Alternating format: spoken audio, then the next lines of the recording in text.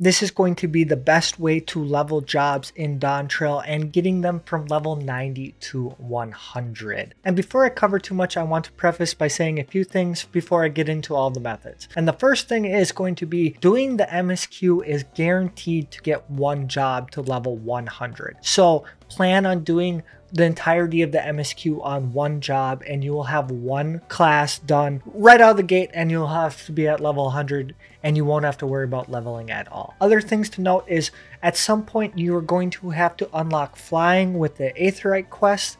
So I plan on doing this on another job, otherwise I will be wasting XP from my MSQ quest because I will be at level 100 before I even finish if I do all my Aether Currents as I unlock them. So plan on doing your Aether Current quests on another job. I would recommend a DPS job because tanks and healers will not have as much trouble with the queues. Same thing goes with Shared Fates. I'm assuming most people do those. If you don't do Shared Fates, it doesn't matter. But for those of you who do Shared Fates, if you're doing, I believe it's the 66 in every single zone, this is probably going to be enough to get one, maybe two jobs up to level 100. So if you're going to embark on that, I would highly recommend having DPS jobs once again for these. One thing to note, because I'll cover it in further methods, but challenge log and daily roulettes give bonus XP based on the level you are at.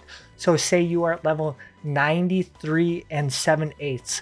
Now is a good opportunity to do some of your Shared Fates on that job and get it up to level 94, because the bonus XP will be more from the challenge log completion or the daily roulette completion once you get up past that level threshold. So if you're close, Shared Fates is a great way, and Fates in general is a great way to increase the amount of XP you get and just get you above that next threshold. Before I talk about exactly what you should be doing, I want to say this. If you have all of the other methods done completely, the most effective way to level a job is going to be doing the highest level dungeon possible. So if you're at level 96, spamming the level 95 dungeon over and over and over again is going to be the most effective way to level if you have no other alternative methods.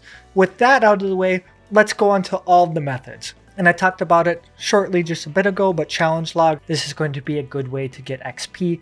This is not going to be the method to get XP, but it's just something you should know about. Now onto the other methods. Obviously there's going to be the Wondrous Tales, which you can do once a week and will give you half a level of XP at any level regardless of where you are at. So this is something I recommend you do every week. Onto the daily roulettes, and this is going to be order from best to worst in terms of time investments. So frontlines and levelings, frontline is totally dependent on time, but regardless, it is better than all the other options below in terms of how much XP you will get per minute. And then obviously leveling is a very good option. For your third, for time to XP investment, trials is your next best, most consistently, and alliance raid. However, the new alliance raids, with how long they can take and how long some alliance raids can take in general, I would maybe recommend skipping these if you are not done with their MSQ yet, just because of how long they take. Then in terms of time investment, the MSQ roulette is the next best option, and then you get to the 50, 60, 70, 80 and normal raids. And I would recommend not even doing the MSQ roulette, the 50, 60, 70 and the normal raids, as because the time it takes to do these type of activities is not necessarily worth the XP investment right away. When you're done with your MSQ and you're caught up on your story, now is the time when you can start adding these roulettes such as the alliance raids, the MSQ roulette, and the 50, 60, 70, 80 and normal raids. I would not recommend them right away. I would just do frontline and leveling and skip everything else until you are done with the MSQ.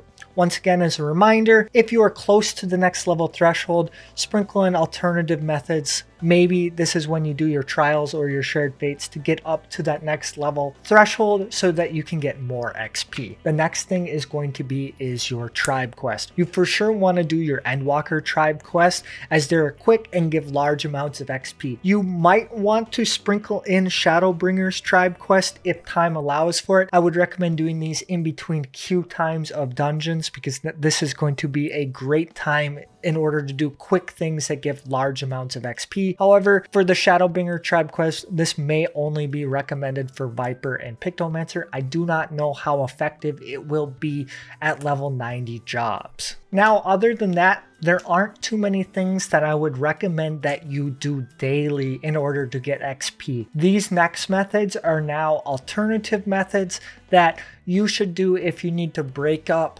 some of the dungeon farmings or you just want to have different scenery, and that's going to be Deep Dungeon. It is a fairly decent option, especially if you are having a group with you and you can do runs in roughly 12 to 15 minutes. That would be a good time to do deep dungeons, even though it is not as effective as it is to doing previous things such as dungeon spamming that I mentioned below. This is just going to be an alternative method in order to sort of break that up. And another alternative method is Bajra.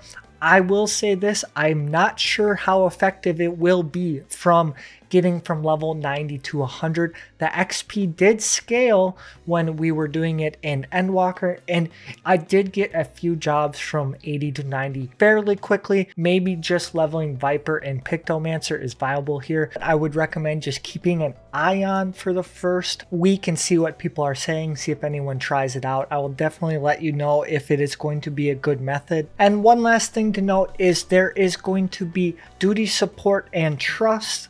These do take generally 30 minutes a dungeon. However, if you are a DPS class and you don't have a friend to help you with queues, a 15-minute queue and a 15-minute dungeon is the same amount of time as doing a duty support or trust. So don't forget about those. They're definitely great additions to the game, and just something that maybe you don't want to play with someone or wait for something.